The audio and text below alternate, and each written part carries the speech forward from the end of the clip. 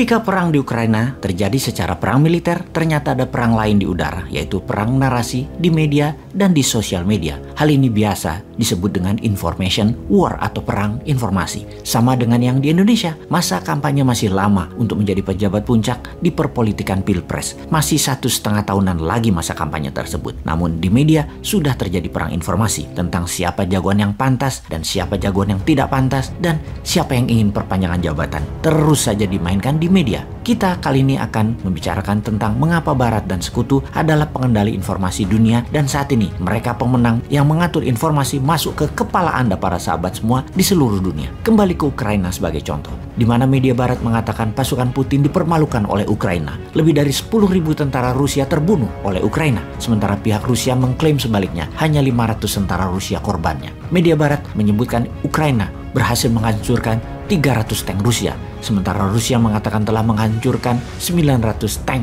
Ukraina. Intinya media Barat menyokong informasi kepada rakyat Ukraina dan dunia bahwa Ukraina berhasil mempertahankan tanah air mereka, sementara Rusia menginformasikan kepada rakyatnya pasukan pembebasan Rusia berhasil menaklukkan sepertiga wilayah timur Ukraina yang membuat tanah air Rusia akan terlindungi dari serangan agresi NATO.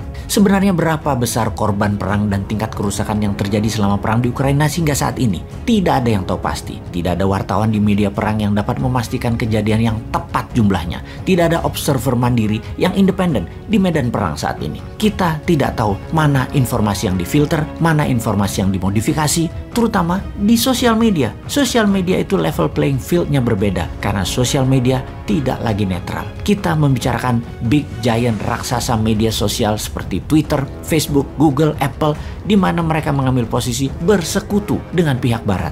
Mereka hanya memperbolehkan narasi yang sejalan dengan Barat dan membatasi informasi yang berlawanan dengan Barat. Sungguh, raksasa teknologi ini telah salah memperlakukan kenetralan media menjadi mengambil posisi sesuai dengan stakeholder mereka, sehingga media dunia berada di dalam satu sisi pandang, yaitu maunya Barat. Mereka menjadi penghakim mana yang boleh disiarkan, mana yang tidak boleh disiarkan, sehingga dapat dipastikan ketika Amerika yang menjadi negara agresor, apakah Amerika dikatakan menjadi penjahat perang? Ketika Amerika menginvasi negara lain, apakah para raksasa teknologi tadi juga akan menghujat Amerika dan memberikan sanksi kepada Amerika? Tahukah Anda berapa negara yang pernah diinvasi Amerika atau ada Amerikanya yang sedang bertarung di sana saat ini? Dari 193 negara yang diakui PBB, Amerika pernah dan lagi melakukan invasi di 84 negara dan tidak ada satupun intervensi Amerika tersebut dikatakan seperti apa yang Rusia lakukan ke Ukraina sebagai tindakan yang salah dan tindakan kriminal terhadap kemanusiaan oleh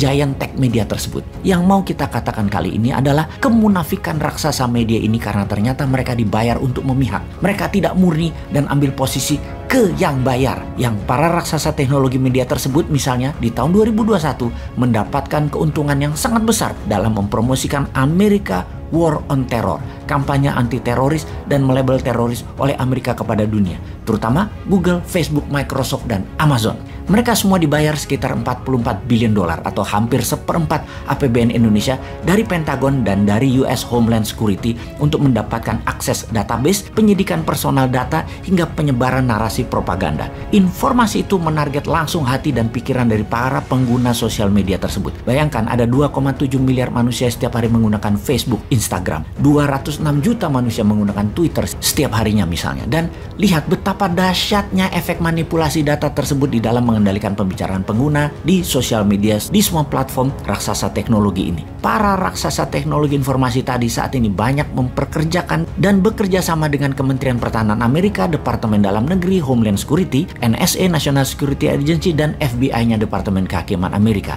Ada Jared Cohen dari State Department atau Kementerian Luar Negeri sebagai Ketua Kebijakan Internasional. Sekarang dia aktif di Google untuk Counter Terrorism Tool. Ada Steve Pandelides, bekerja di FBI selama 20 tahun, sekarang juga aktif sebagai Direktur Security di Amazon. Ada Joseph Rozek, bekerja di Kementerian Pertahanan Amerika dan saat ini bekerja di Microsoft sebagai Direktur Homeland Security. Ini hanya sedikit nama yang diekspos, namun ada ratusan nama orang penting lainnya berada di raksasa teknologi ini. Semua itu dipakai untuk memuluskan pemahaman manusia di seluruh dunia akan nation interestnya Amerika dan Barat adalah kebenaran hakiki, adalah pahlawan dunia, dan ini semua untuk kebaikan manusia. Di mana kita tahu ada sebuah quote yang mengatakan siapa yang mengendalikan informasi, dialah pengendali dunia. Itulah tujuannya, mengendalikan informasi saat ini. Sahabat, Menimbang dan memperbanyak merenung adalah salah satu cara agar kita tidak termakan propaganda yang bisa memecah belah bangsa dan negara kita ini. Seperti banyaknya narasi kebencian dan pemujaan terhadap satu sisi dan sisi lainnya yang kita harus pilah dan